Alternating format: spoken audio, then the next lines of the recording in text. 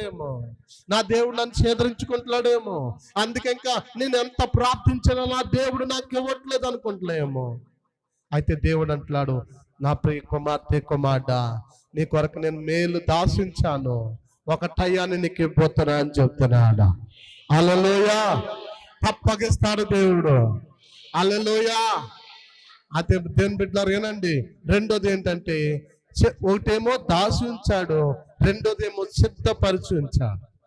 చెప్పండి, దాసి ఉంచాడు ఒకటి, రెండు సిద్ధపరిచి ఉంచాడు. సిద్ధపరచడం అంటే రెడీ చేయటం. అందరు చెప్పండి, సిద్ధపరచడం అంటే రెడీ చేయటం.